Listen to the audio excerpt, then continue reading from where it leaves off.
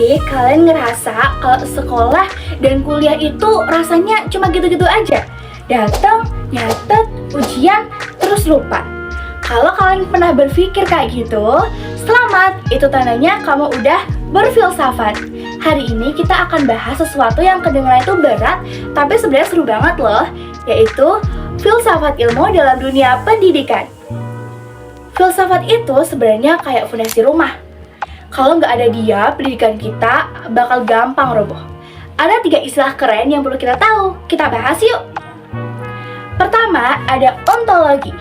Ini nanya soal hakikat. Di pendidikan, kita harus sadar kalau yang kita hadapi itu manusia, bukan robot. Makhluk dinamis yang punya akal dan rasa, bukan sekedar botol kosong yang siap diisi air. Yang kedua, ada epistemologi. Nah, kalau kita udah tahu objek kita manusia, terus gimana cara ngajarnya? Apa ceramah di depan kelas itu efektif? Filsafat menguji metode-metode itu biar kita nggak asal-asal ngajar. Yang ketiga, ada aksiologi. Ini soal nilai.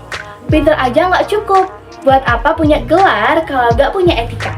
Aksiologi itu jagain supaya pendidikan tetap bikin kita jadi orang baik, bukan cuma orang pinter. Terus, apa cuman filsafat yang ngatur pendidikan? Jawabannya, enggak juga. Mereka itu kayak bestie yang saling isi. Saat guru-guru di kelas nemuin cara baru yang lebih asik untuk belajar, temuan itu akan jadi bahan diskusi buat para ahli filsafat. Jadi, praktik di lapangan itu kayak laboratorium. Buat ngebuktiin teori filsafat itu bener jalan atau cuman teori doang.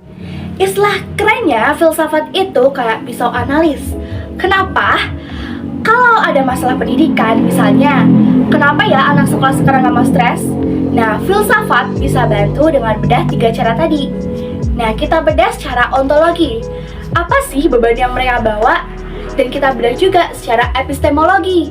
Gimana cara kita kasih tugas? Apakah terlalu banyak? Nah, jangan lupa untuk kita bedah dengan aksiologi.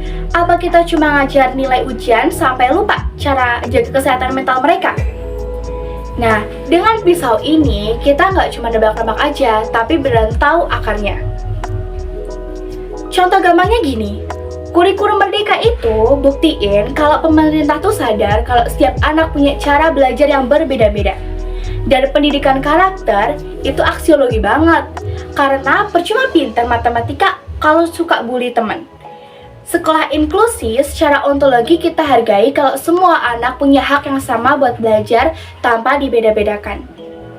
Jadi, filsafat itu bukan cuma teori yang ada di buku tebal doang. Dia itu nyawa dari setiap kebijakan dan cara kita belajar.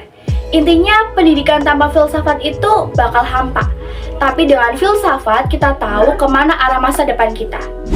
Oke, sekian dulu ya bahasanya. Kalau menurut kalian masalah pendidikan apa lagi nih yang perlu kita bedah pakai pisau filsafat? Terus di kolom komentar ya. Sampai jumpa!